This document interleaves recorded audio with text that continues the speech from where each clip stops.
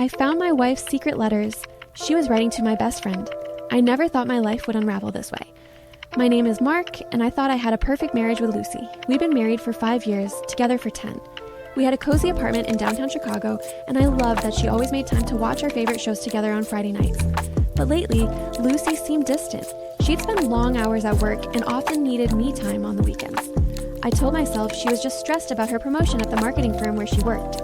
I wanted to be supportive, but the nagging feeling that something wasn't right kept growing inside me. One afternoon, I got home early, excited to surprise Lucy with her favorite takeout. As I was putting the food on the kitchen counter, I noticed a stack of letters tucked behind the spice rack. Intrigued, I pulled them out and my heart sank with every word I read.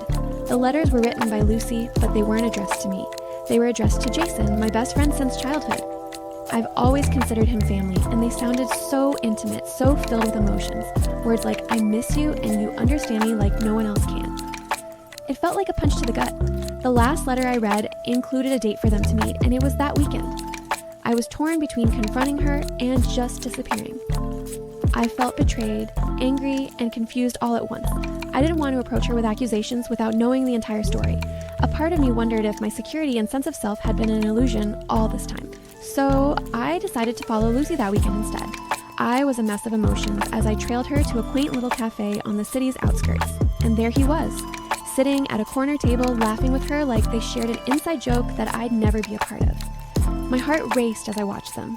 What were they talking about? Were they really in love? I was paralyzed by my emotions, unable to leave or confront them. Instead, I decided to listen. As I crouched behind a pillar hidden from view, I heard snippets of their conversation. They talked about me, how I'd been busy working late, and how Lucy felt neglected. My heart ached for the love we had, and I felt a wave of guilt wash over me. Had I failed her? Suddenly, Jason reached out, taking her hand with a tenderness that felt like a knife stabbing through me.